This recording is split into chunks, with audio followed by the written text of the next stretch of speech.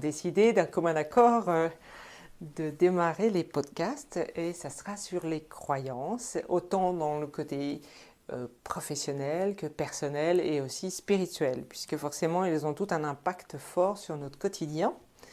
Et du coup, Christian, il voulait déjà nous donner quelques exemples par rapport à la profession, typiquement. Qu'est-ce que, quand quelqu'un vient te consulter, Christian, et qui a des croyances, comment déjà est-ce que tu peux les identifier, ces croyances?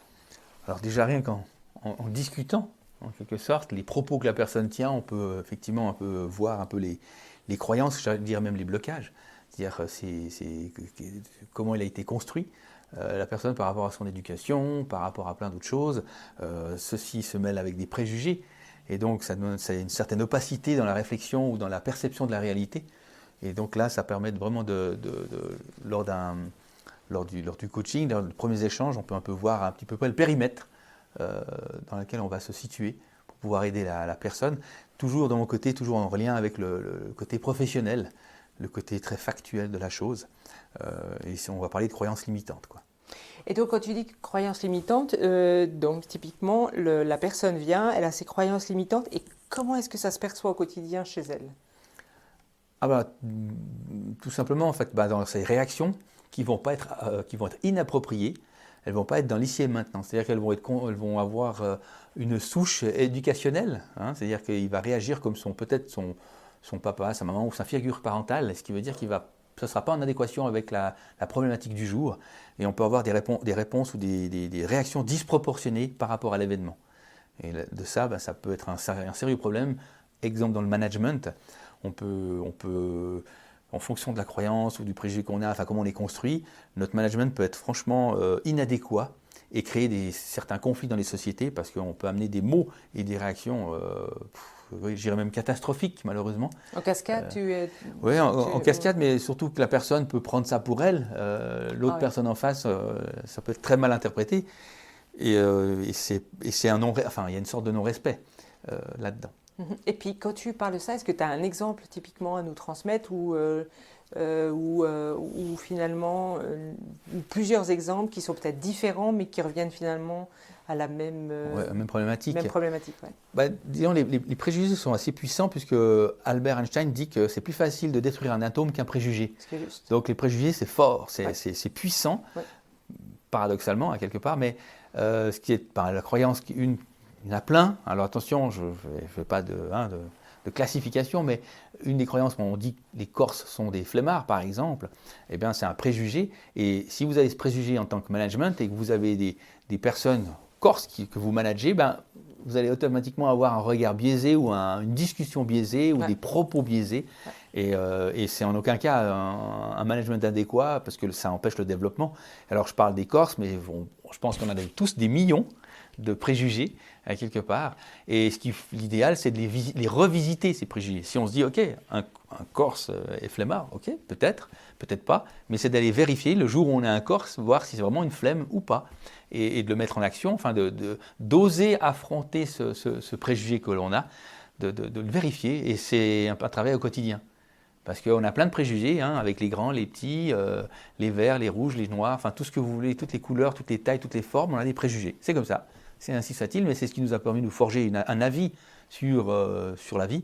Et là-dessus, il faut revisiter ces préjugés pour éviter d'être bloqué et de coincé, en fin de compte, de stigmatiser les personnes. C'est ça. Mais c'est pas facile. Non, c'est clair. C'est pas facile. Ah oui. Est-ce que tu as d'autres choses que tu aimerais partager avec nous Alors moi, ça m'intéresse aussi, c'est faire le lien avec la spiritualité, parce que les croyances et préjugés, on est là-dedans, c'est ce lien. Moi, je suis dans le côté cartésien, mais on a un autre volet, en fait, qui peut être très pertinent, à mon avis, de prendre ça avec d'autres lunettes.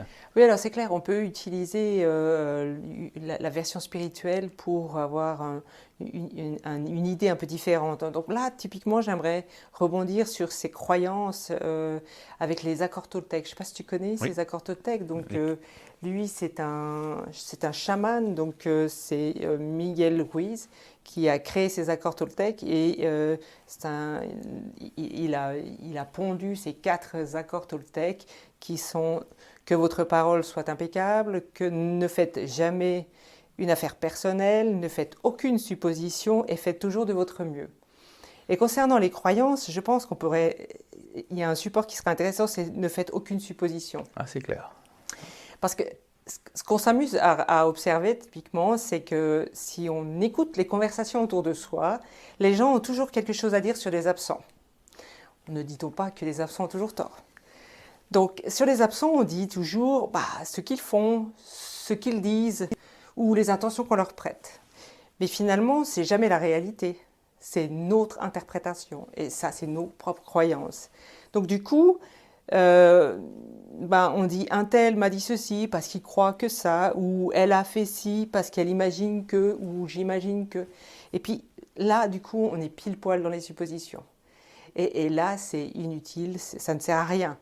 Parce que automatiquement, si je crois savoir ce qui pousse à agir ou parler l'autre, du coup, je ne vais pas prendre la peine de lui demander pourquoi.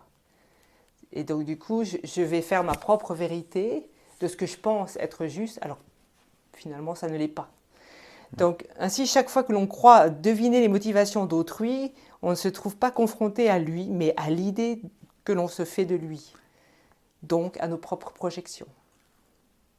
Ouais.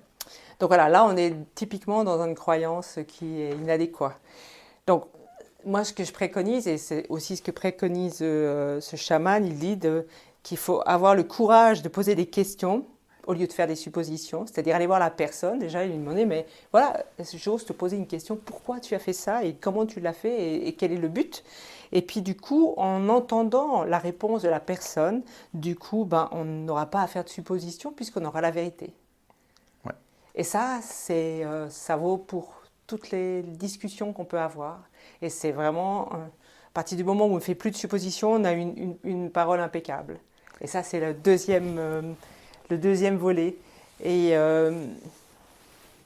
ce qui est surprenant, c'est que quand on vient d'avoir une parole impeccable, on a automatiquement une énergie qui change dans notre façon d'être, il y a une magie qui s'installe, et parce qu'il y a vraiment une liberté au niveau de l'esprit. Et du coup, on est plus attentif à soi que à ce que pense l'autre. On revient à soi, et ça, c'est une priorité dans la spiritualité, en tout cas.